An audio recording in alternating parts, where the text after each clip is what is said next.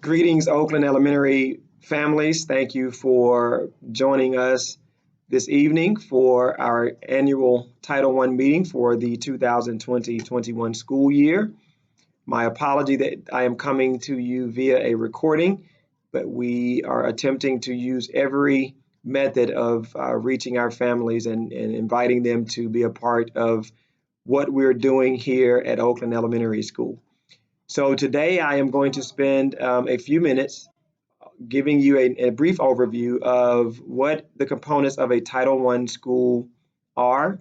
And in this process, I will share some specific information to Oakland Elementary School and our Title I program for this upcoming school year.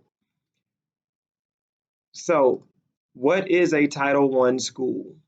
So, the purpose of parental involvement under Title I is to promote active involvement among local educational agencies, administrators, school staff, parents, community leaders, and other stakeholders who together will work to improve student achievement and promote academic success. How do we spend our Title I funds here at Oakland?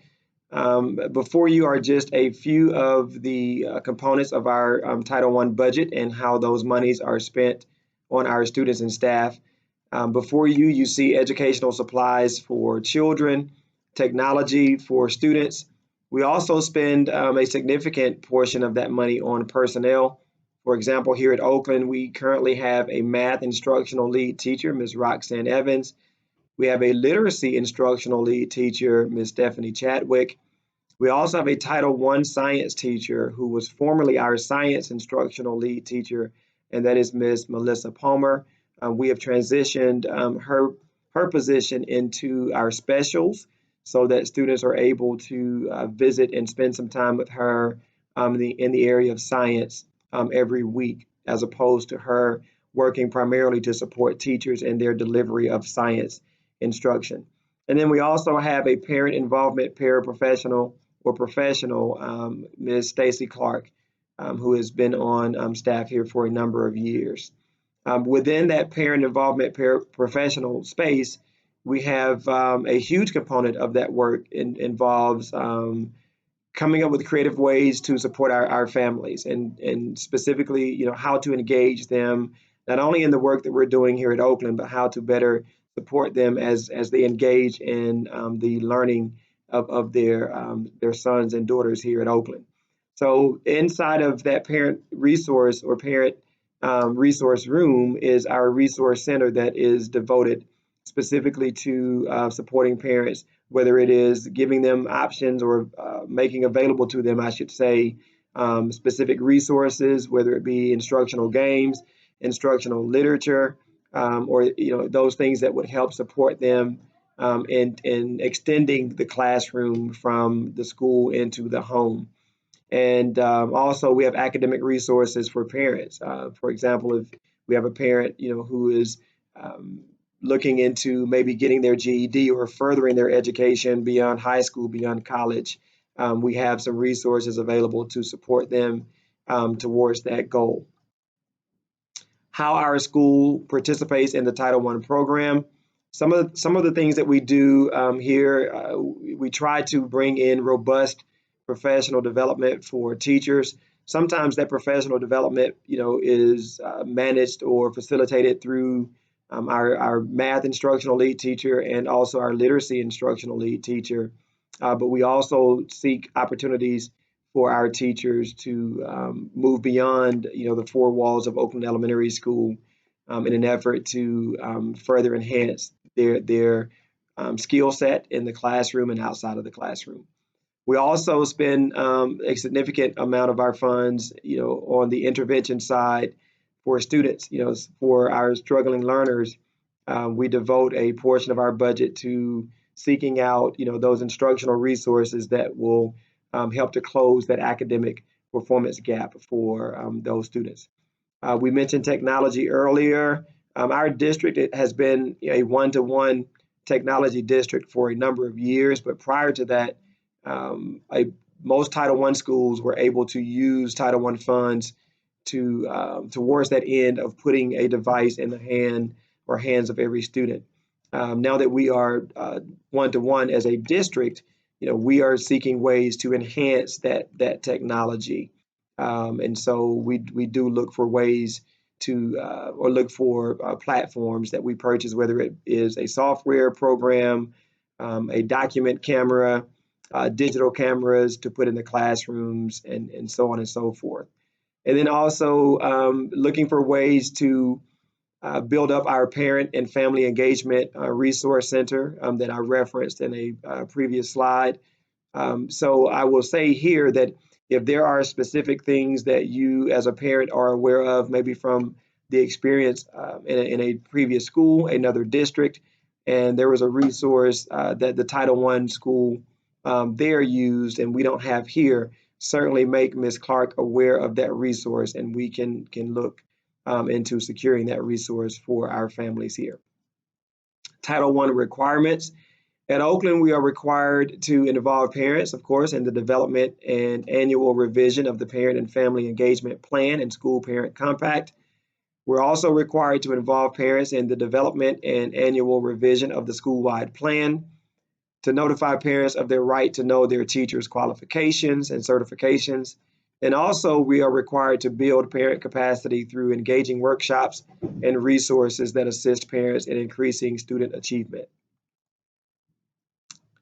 Under the ESEA waiver, Oakland Elementary has no designation currently as a focus school. However, we are a school-wide Title I school. And in a school-wide Title I school, all students benefit from Title I resources. And in essence, what that means is all of the funds that are made available to us as a Title I designated school, we are able to seek ways to enhance, the learning experience of and the social emotional experience of every student here on our campus. So the Georgia Department of Ed applied for a waiver seeking relief from the federal No Child Left Behind Act. As a result, the U.S. Department of Education agreed to use a new system. Many of you, if you have a son or daughter who's been in public education for a number of years, you will be familiar with the CCRPI score, which is our College and Career Readiness Performance Index. And I'm proud to disclose that our last year's CCRPI score of a 71.3 was just shy of an 11-point gain from the previous year. I believe the previous year was a 60.4. Last year, our state did receive a waiver for the state assessment known as the Georgia Milestones Assessment, end of grade assessment. So we will not have a traditional CCRPI score generated for the 1920 school year. So some of our goals and school-wide programs, certainly, the primary goal in any, school environment is to improve upon the current academic achievement of our students. But in addition to attempting to put forth, programs and resources and supports for students in order to see them flourish academically, we also understand the importance of creating and promoting a safe and orderly learning environment, school environment for our students. And also a big goal of mine coming into Oakland, was to create an environment, in which parents felt comfortable and encouraged to be active participants, in what we do, here at Oakland. So we're going to continue with that goal of increasing parental involvement, seeking opportunities to collaborate with our community and business partners, all for the purpose of improving upon, the life of a student here at Oakland Elementary School. And certainly last but not least, also focusing on not only retaining quality staff and those who care about, students and one another, but seeking ways to replace, those who may have chosen to leave Oakland, whether it be through retirement or just seeking other opportunities. So those are going to continue to be goals for us moving into this next school year. So some of the supports that we have in place to help reach those goals, again, as I mentioned in an earlier slide, our Title I funds, a significant portion of those funds are used for staffing, but also for the purchasing of supplies for students. Some of those supplies that we are focusing on bringing in this year, of course, are a little bit different under the circumstances. So in addition to academic-based supplies, whether it be resources that they would use directly in a math class, or writing tools and resources for writing projects and in their ELA class, looking for instructional resources to sort of enhance what the teacher is providing during the traditional segment of ELA math, science, and social studies. With COVID-19, this pandemic, we have also decided to focus some of our funds towards the purchasing of PPE, primarily to keep students and staff safe here in the building. So we have ordered additional cleaning supplies and disinfectants and masks, for students and for teachers, and gloves. We have purchased and are continuing to purchase shields, to put into classrooms, to allow teachers to interact with students, and students also to interact with one another in small groups, but having that protection between those individuals. So that is certainly a pivot to a great degree from previous years with regards to the supplies that we're purchasing for students. I mentioned the parent resource room. Again, when we talk about family engagement and looking for these creative ways to bring external stakeholders into the fold here at Oakland, the parent resource room is a huge component of that goal and of that work. So I cannot express enough the importance of parents not only taking advantage of that resource, but also, as I mentioned earlier, making us aware when you have been exposed to a resource to which was very beneficial to you and your family. And then I mentioned the PPE due to the COVID-19 pandemic. We've also, as I mentioned, we're using some additional funds to try to create the safest environment for our students and staff as possible. Curriculum, many of you, again, if you are the parent of a student here in Georgia, for a significant period of time, we have been using the GSE, which are the Georgia Standards of Excellence. And so nothing has changed in that regard. We will continue to allow our work by way of direct instruction to students to be guided, by those Georgia Standards of Excellence. So let's talk a little bit about assessments and tests that your son or daughter either has already participated in or will be participating in as we matriculate through the remaining months of the school year. So some of our state assessments, we have what's called the Access Assessment for our English language learners. Some of our local assessments for pre-K, they use this platform, work sampling online.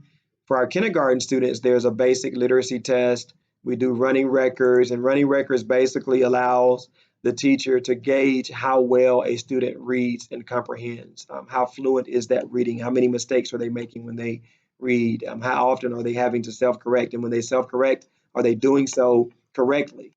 And also at the end of that, how well have they retained what they have read by way of comprehension? And that's an assessment that we typically will do through what's called the Fountas and Pinnell that you see here listed at the bottom beneath all grades.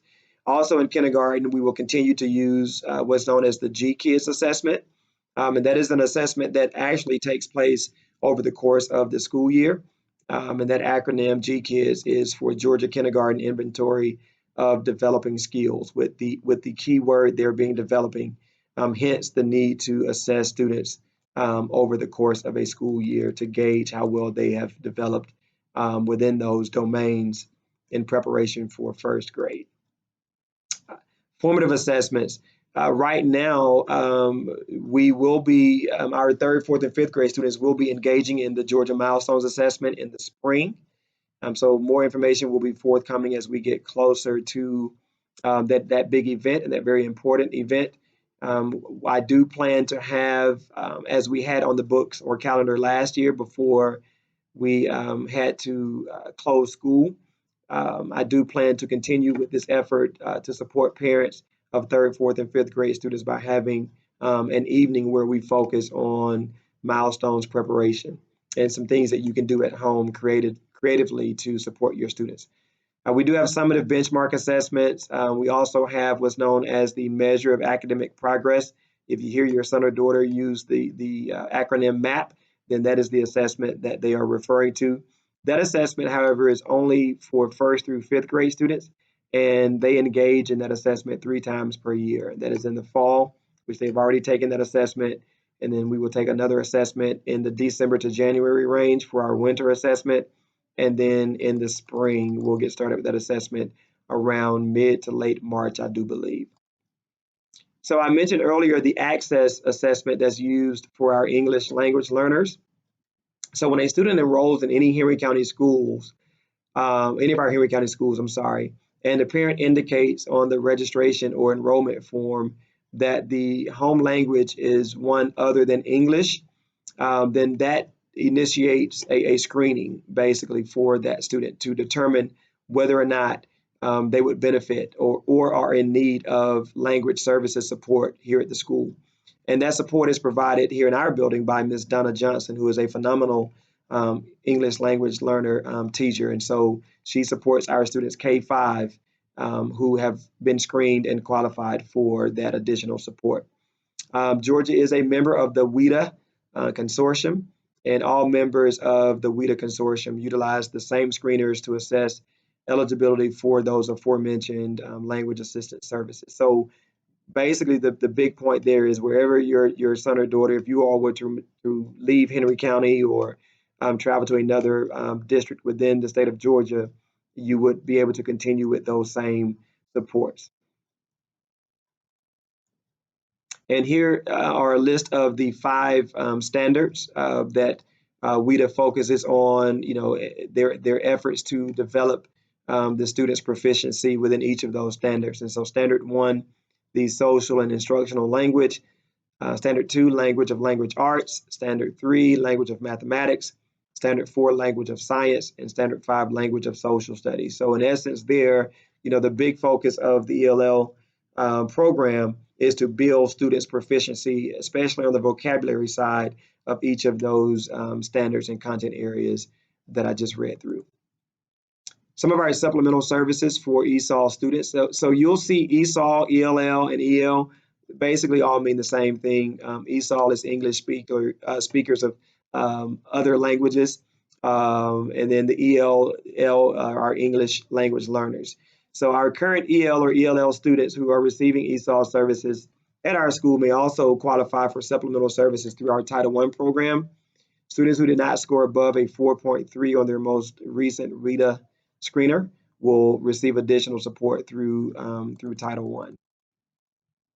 And an example of that before I move ahead, for example, last year we were in the process of offering a very specific tutorial program after school and also on a few Saturdays in the spring to our English language learners, a 3rd through 5th grade. And the purpose of that tutorial program was to basically strengthen their skills, some of those prerequisite skills that they would need for our Milestones assessment that would have been taken in April.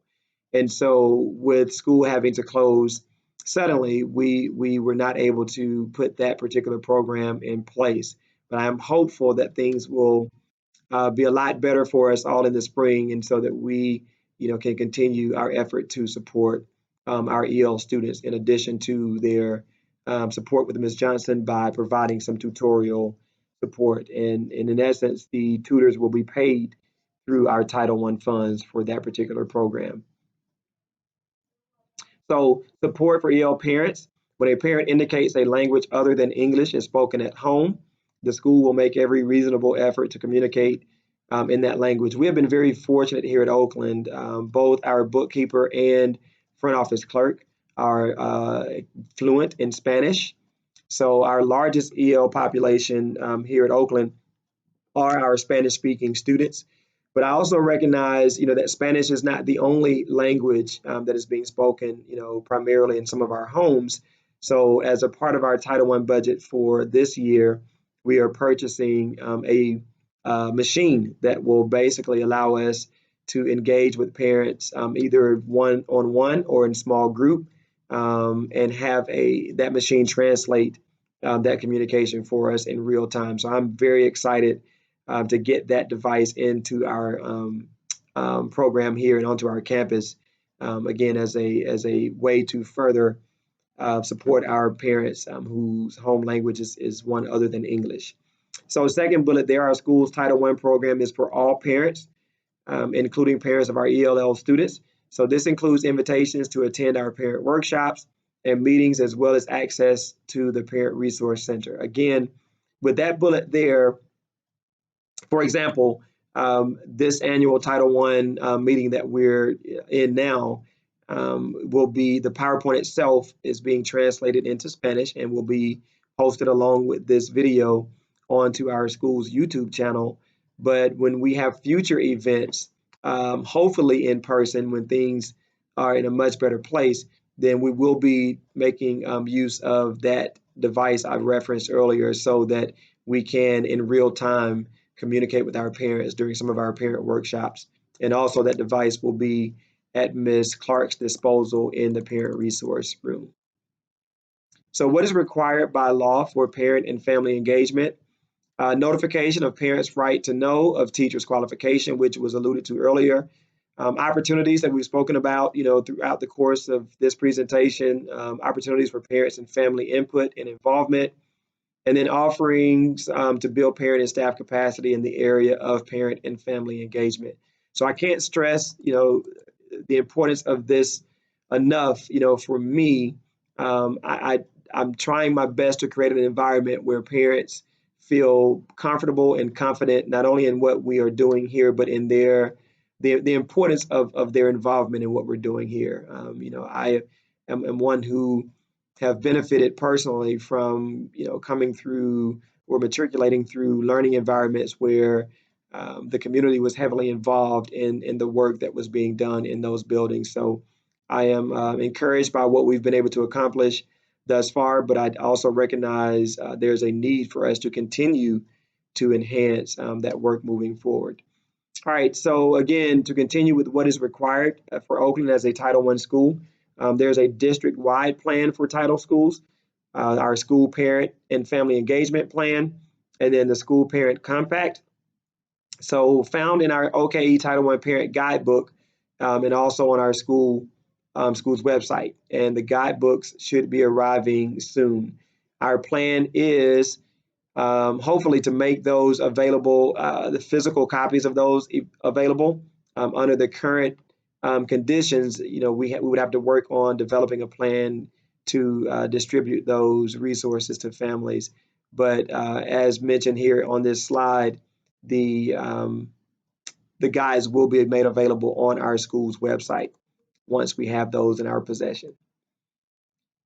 So how is Title I parent and family engagement money spent? And this is more from the umbrella of our parent involvement professional, Ms. Stacy Clark. So to highlight a few of the ways in which we use those funds, instructional resources for parents to check out. I made mention of that earlier. And those could be resources that you need, specifically to something that you are working on, whether it is in school or something specific to your job or your aspirations to continue your education. But a big part of those resources are resources that parents, some supplemental resources parents can check out to support them in again, extending that classroom from the building into home. So some things that may be specific to a project that a student is working on, specific to a concept that a student is struggling with in school, and the parent and teacher have communicated about the specifics of that struggle, then that parent can check out resources to support him or her at home. And those resources are available for checkout in our Parent Resource Center. Brochures and pamphlets for parents are made available. Interpreters during parent workshops. I alluded to the translation of this particular PowerPoint for our Spanish-speaking families. And then also, of course, to provide a salary for Ms. Stacy Clark as our parent involvement professional. Are there opportunities for parents to be involved at Oakland? If you have been viewing this PowerPoint, from the beginning, you're probably tired of hearing me reference this, but of course, and absolutely, we're always looking for volunteers. Certainly under the current conditions, we would have to, schedule that volunteer opportunity ahead of time, as opposed to in the past where parents could just basically register to volunteer and then show up for some of our events to help us out. Some of the things that we have used in the past for volunteers, student incentive programs, field trips. There's a TBD there. Right now, all field trips have certainly been canceled. Helping out in the media center, some examples there is when we have our book fair, when we have Dr. Seuss month and things of that nature. Guest speakers, serving as guest speakers, and certainly for community outreach as well.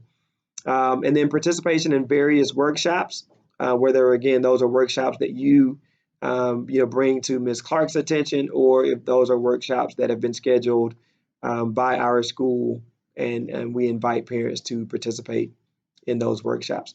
And then last but not least, any of our school-wide initiatives and projects. One of the plugs I would like to make here is last year we were able to start, or I should say resume, a fairly effective, and I would say even very effective at times, PTO.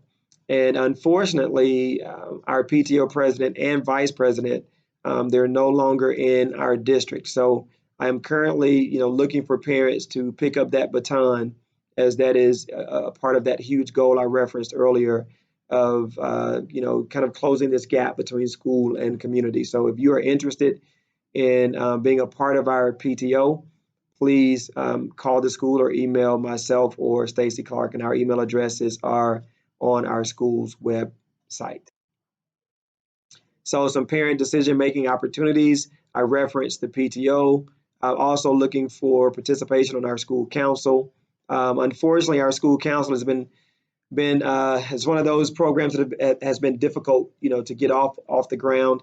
When I assumed the role of principal here at Oakland last year, it's my understanding that Oakland had not benefited from an effective school council for a number of years, and we're still working diligently to get that program, off the ground, as both the school council and PTO are very important components of giving parents an opportunity to influence and be a part of those decisions that are made on behalf of their child, but also all students. Parent input meetings in the fall and spring. Title I surveys are in the fall and spring, and then certainly teacher-parent conferences and any flex opportunities, again, that may be something that is initiated by a parent or something that is initiated by our school.